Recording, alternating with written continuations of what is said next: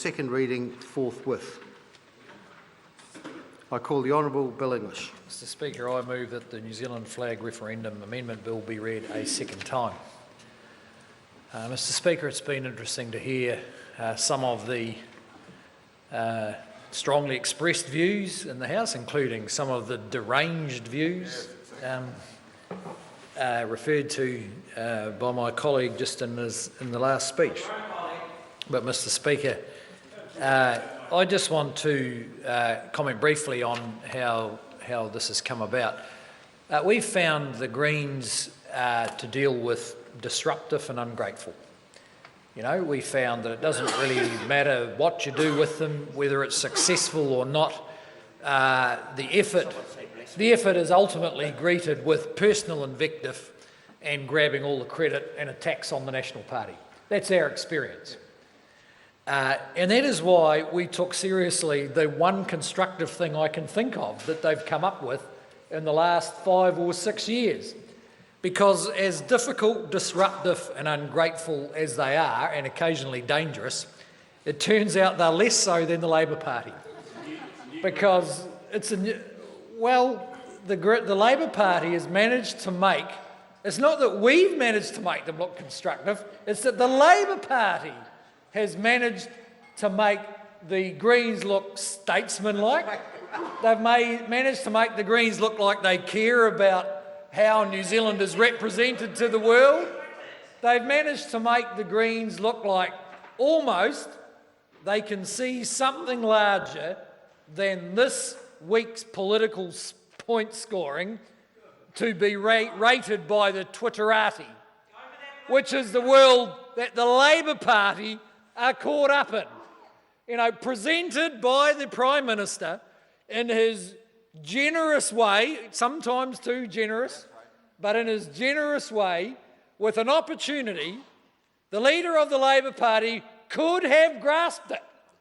He could have said, the Prime Minister has indicated that the government is a bit flexible about what's on the ballot. There's a surge of unexpected but clearly strong popular support for the red peak flag.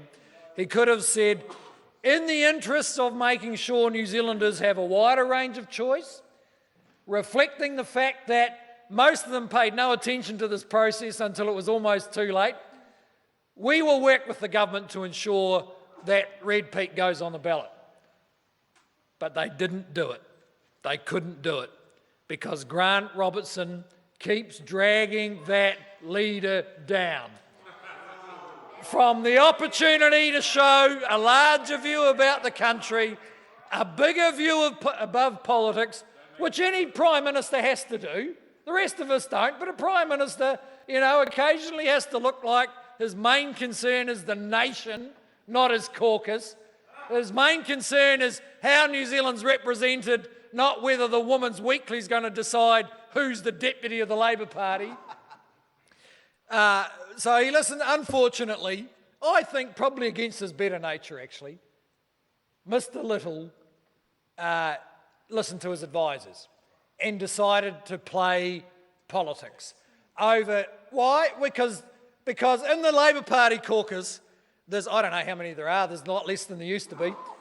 There's, you know, 35 votes on one, there's 35 votes for something, but if Trevor Mallard's against it, that decides what happens.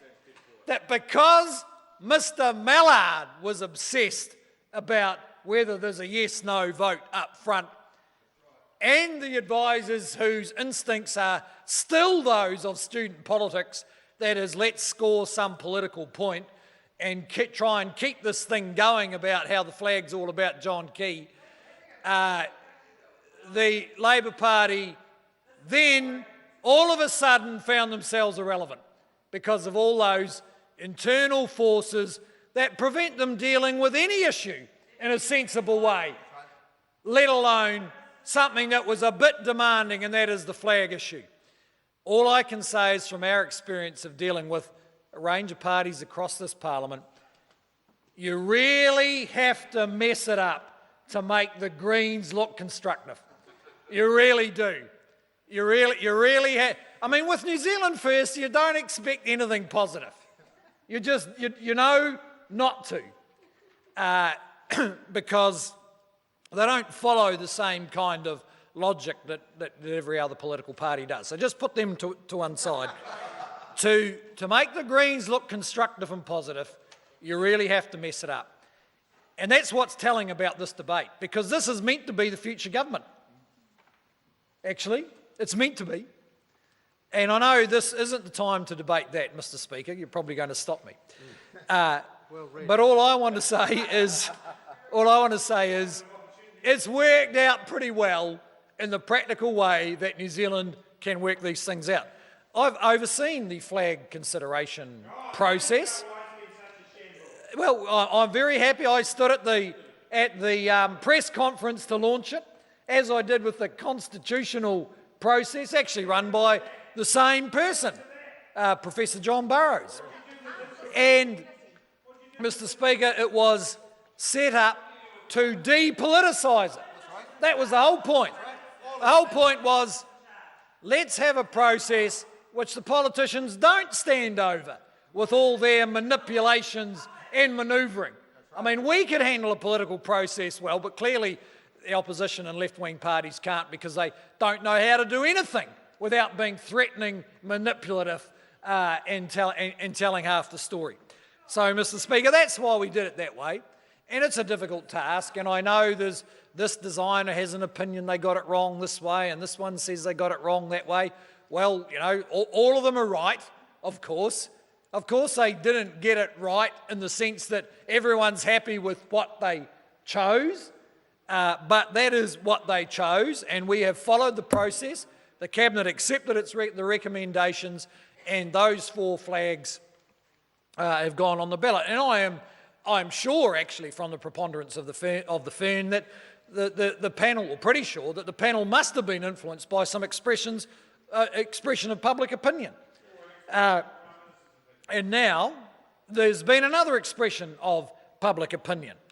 So we've had the choice of sticking with the completely independent objective process, which, you know, at least had the satisfaction of irritating the member for Hutt South, if nothing else, just sticking with it. But actually, there has been this strong expression of opinion, and the Prime Minister has indicated that, and now the Parliament actually, that it's going to go on the ballot. And I think this is an important point, Mr. Speaker. Gradually, the public are taking this issue off the Parliament, and I think that is a very good thing. Because as long as it's being considered here and part of the to and fro, the opposition are going to insist that it's all about John Key and so on. The fact is the Parliament has voted for a referendum, has voted the referendum process in. There will be votes. It doesn't matter what Grant Robertson thinks. There will be 2 votes, actually. Those are going to happen. And more of the public are starting to understand what a historic opportunity it is to make a choice. And actually none of us will decide, because in the referendum we get 1 vote each. That's it. 1 vote. And I want to acknowledge the Greens. I want to acknowledge the fact that the Greens understand that. And the Labor Party doesn't, and possibly never will, under the current leadership team that they have. The Greens wanted to give the public more choice, and actually a radically different one. I never thought of Red Peak being a good flag. I don't think the flag consideration panel did. This is how you can do it in a small country. But it is just a shame the Labor Party remain, as they will right through this process, incurably political about it. And that's why, and who knows what will happen if how New Zealanders vote and there was a future Labor government. Given their vindictive, politicised, manipulative DNA, it's quite possible they'll try and overturn the result of a process like this, whereas I know the Greens wouldn't. I know the Greens wouldn't. Oh, so they wouldn't overturn it. Okay, so let's just get this. They're for changing the flag, but against actually having a vote to do it. And they don't like any of the flags that are there because everyone's against change. But if it does change, they won't overturn it. Well, at least that's a positive result out of that contorted logic. So, Mr. Speaker, I'm pleased that Parliament's got this opportunity. I think the public will be pleased. And I want to acknowledge the unexpected role that the Greens have played and the way that it's shown up the limitations of the Labor Party.